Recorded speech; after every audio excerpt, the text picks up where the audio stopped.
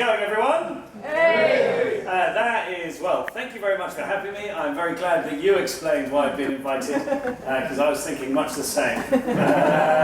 But before we go on, I would like to congratulate Sharon on, because Sharon went and did the launch of the, I wasn't there, so if it's getting to know you week, I slightly stuffed it, didn't I?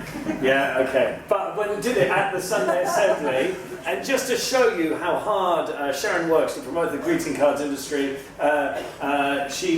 the talk was on communication and about how important cards were. And so there were 400 people there and 300 people there, and Sharon was able to talk about the joys of sending cards and receiving cards, about how important communication is. And little did I know that she was just the mouthpiece for the vicious and mercenary greeting cards industry.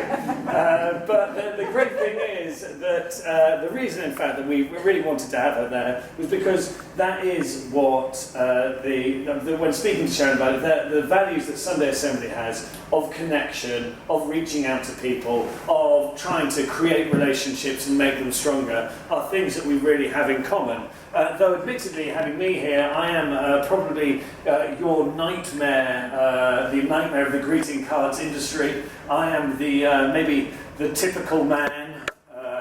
I find it very hard to send a greeting card. I think there's about 6 stages with a greeting card for me. It's even so hard for me to send anything, that I recently had to send my girlfriend this video. Don't worry, guys. Oh, is it going to happen?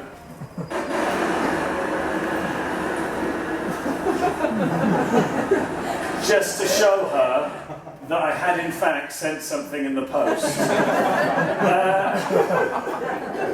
I am your nightmare use case, and because whenever I do send a card, it always fills me with so much joy. And I think that's because, for lots of the same reasons that I went into Sunday Assembly, I see them in the greeting cards industry. And when Sharon asked me to speak about what I did, I thought there were 3 key lessons which were really applicable to the work that you guys do. And so before I speak about them, I should introduce what the Sunday Assembly is. That's our logo, because sometimes you want to also do an eye test at the same time. And this is what we are. We are a secular congregation that celebrates life.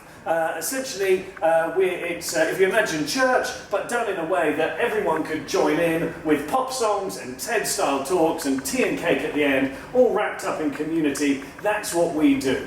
And we've got an awesome motto: live better, help often, and wonder more. Obviously, I thought this video might be quite loud. And if you want to get an idea of what it looks like, it looks something like this. And the people you're going to see is me on stage with the co-founder Pippa. And it all started when we were going in a car to Bath. Yeah, they're in the mood to celebrate being alive. And it started when the 2 of us were in a car going to Bath. And it turned out we both wanted to do something which was sort of like church, but which everyone could join in on. And it's an idea which just started like that, like a sort of city conversation. And well, then what's happened is it's spread all over the world, and now there's 5,000 people who come every single month. There's been over 40,000 visits this year. It's only 2.5 years old. It's amazing to go and see what you can do when you go and sort of give people an opportunity to join in. And this is because this is a sort of professional meeting, you've obviously got to have a graph, which is smaller at that end than that end. So there we go.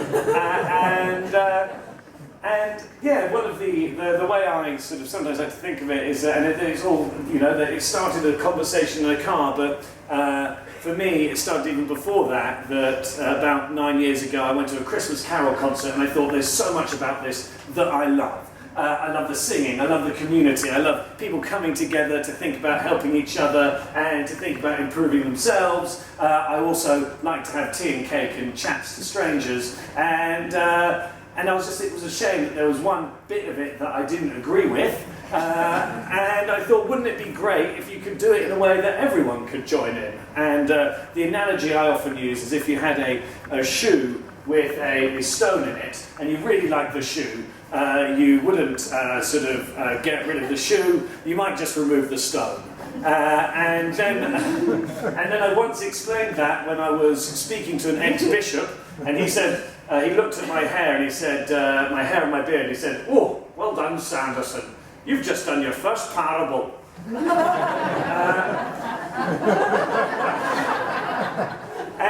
But there are three lessons which I think from the success of what we've done that I think can be really applicable to the greeting cards industry, and something that you will be able to put in either in the creating of cards or also in the decisions in your business. And I think that, again, just the testament to how quickly people have taken this idea and started setting them up all over the world. There are now 6 Sunday assemblies in California.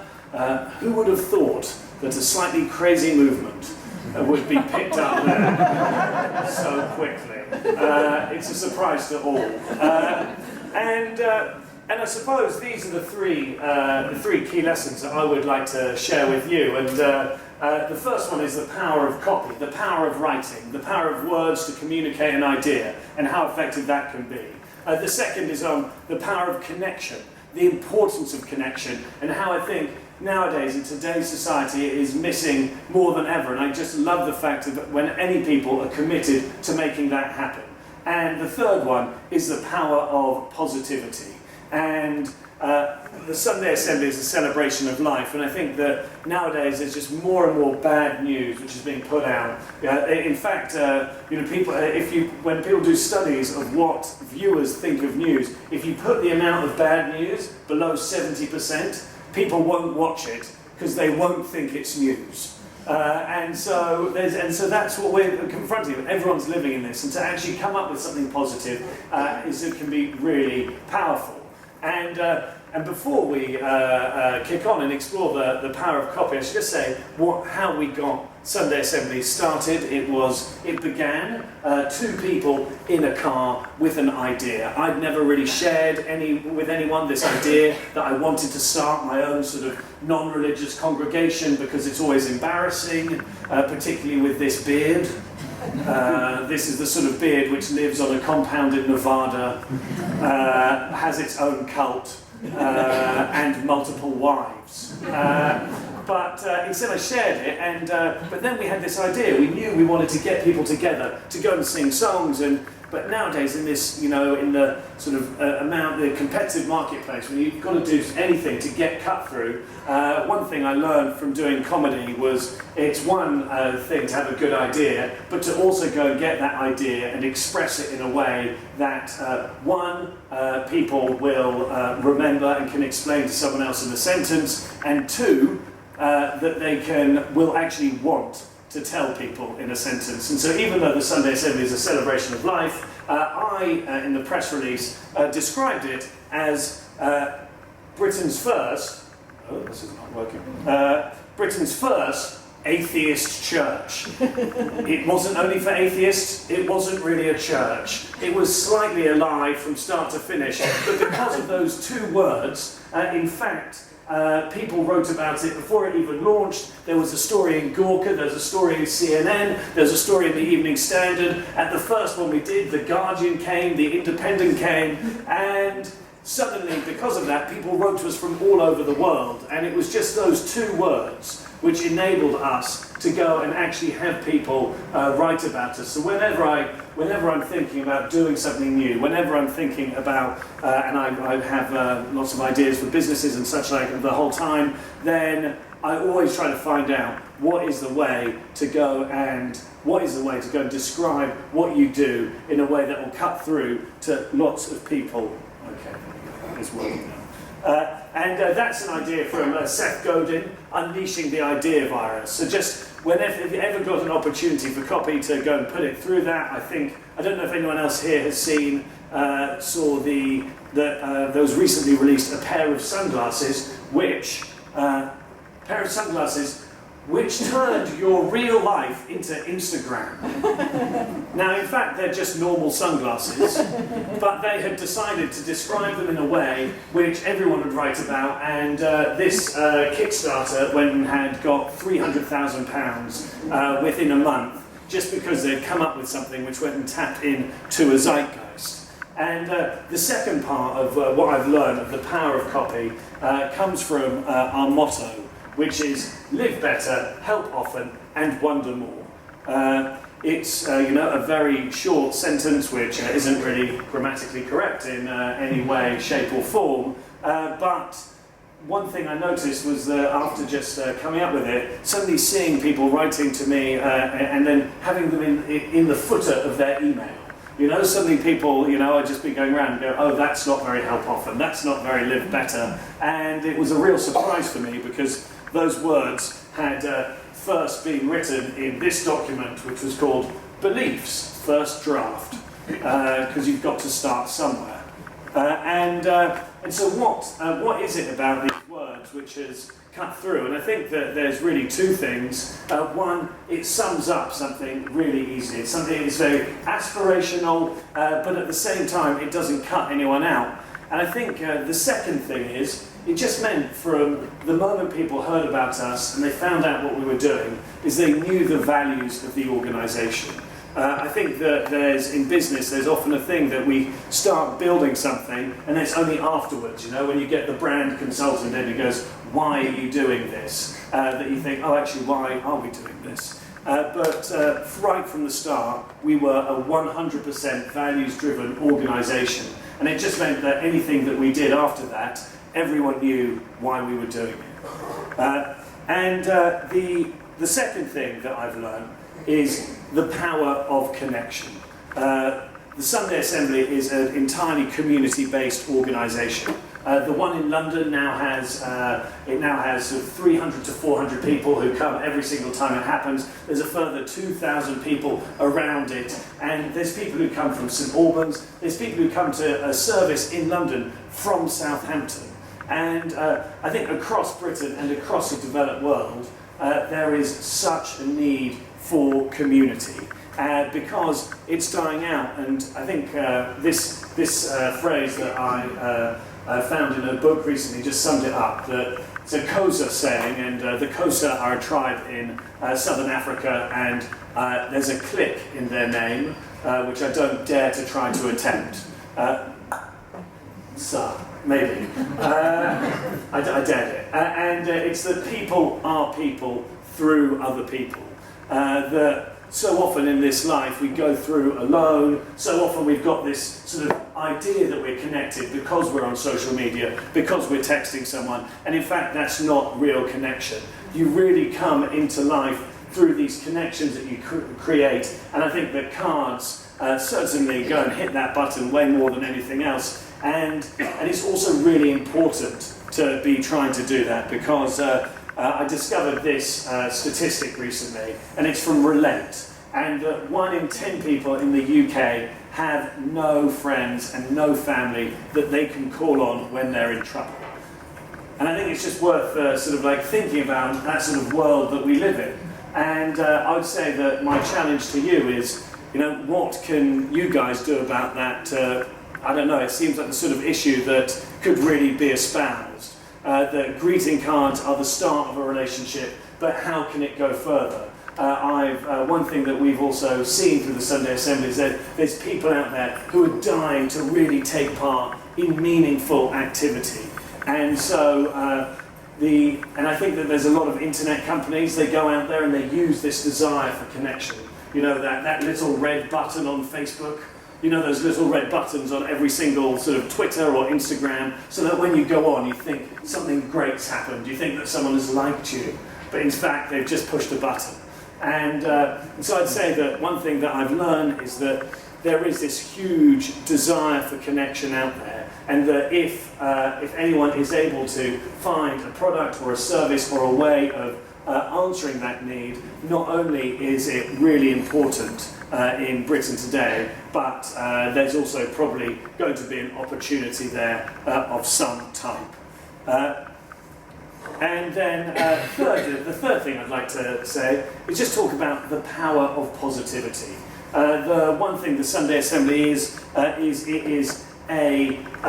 just unrelentingly positive. The Sunday Assembly is a celebration of life, and it's one of those things that's so easy to go through every single day. You know, we wake up, you swiftly confronted by a to-do list, which never becomes a to-done list. You're always thinking about ways to become more productive until, you're constantly trying to optimize your system for productivity, which seems to take up more time than the work you're actually trying to do. And there's always a new way of someone getting in touch with you. There's always a new opportunity for, do you have to be on Vine? Do you have to be on Instagram? That life is so unrelentingly busy, and we're constantly being presented with people who are doing it better, people who we should aspire to be, that in fact giving people a place to just think that what they've got is good enough. What we say at Sunday Assembly is that we try to help people live with the one life we know we have. Just helping everyone for the 75, 80, however many years you're banking on living, to make the most of that. And one thing that we've discovered is that people love that. People come, as I say, from miles to go and hear that. And when doing that, it's also, I think, a sort of responsibility that you guys have as well, to try to spread this as much as possible. I don't know if anyone here saw the experiment that Facebook ran. Facebook ran an experiment where they changed people's news feeds so that some people were only shown positive stories, some people were only shown negative stories, and then they went and saw what those people on Facebook did, and they went and saw how they spoke to people afterwards. And the fact is, the folk who went and showed, the folk who were shown positive stories, afterwards, they would go and say positive things. They'd go and say nicer things to people. And the people who showed negative stories, they would go and say negative things to people. And if everyone here could sort of go and try to go and find more ways to help people spread that positivity, then I think that would be the better, better not only for Britain, but probably also for your bottom lines. It's always great when you can align those two things. I suppose one thing that, by the way, that's how it was, obviously the people who, when first did the experiment, went and released it just in as academic journal, without quite realising how it would be interpreted by everyone else, that they're horribly manipulating their emotions. When trying to do that, what's been amazing is going to see other people's positivity come back in your life. We have someone who's very grateful in Sunday Assembly and got us to do gratitude exercises. And about a year ago, I was in Edinburgh at the Edinburgh Fringe, and I was just walking up the stairs, and I thought, wow, aren't stairs incredible? And I had never contemplated that before. I didn't invent them. I find them very handy. They enable me to get from low places to high places without climbing. And it really got me to thinking. And I just sort of told people at Sunday Assembly that. And they loved it. And and I suppose you can probably notice that to me, I'm not so much a glass half full, glass half empty type of guy. I'm more like a OMG, water is amazing. But if we can find ways to help people connect that and pass it on, water, this is where it comes from. Water is the afterbirth of stars when they are born. And then what happens is it goes and forms enormous, giant balls of water in space. This is the biggest cloud of water they've ever found. It's got enough water for 140 trillion Earths. And then what happens is it goes and freezes down for a bit, it becomes a comet, then it flies into the Earth, and then it becomes a sort of puddle, then it becomes a dinosaur, then it becomes a puddle, then it becomes a person, then it becomes a pistachio, then it becomes a hummingbird, then it becomes a hummingbird moth, then it becomes a hummingbird cupcake, and then it becomes a hummingbird's glass of water. But one thing I've discovered is that just by sharing that positivity, people will come to you. People will come to you and in fact go and really commit in ways which are staggering, because all of the Sunday Assemblies all over the world, they're all run by volunteers who are trying to help other people do the best that they can in their lives. So it is certainly something which me, as a stand-up comedian by trade, never thought I'd be doing. I never thought that I would be running a sort of charity of any form, yet alone one which is a congregation. My father was certainly very surprised that I somehow was able to become a vicar. You know, he was already quite disappointed when I became a stand-up, and then somehow it takes a lot of imagination to not believe in God, but to become a vicar, the one role in life which is paid less than being a stand-up. You know, that takes a lot of imagination to do that. But the things that I've learned have been able to really help me in all areas of my life, and I'm hoping that just some of the things which have enabled our success might be able to go and help you guys so that you can carry on the job of you know, helping to spread as much love, happiness, and you know, create those relationships, which is what makes the world go round. Thank you very much.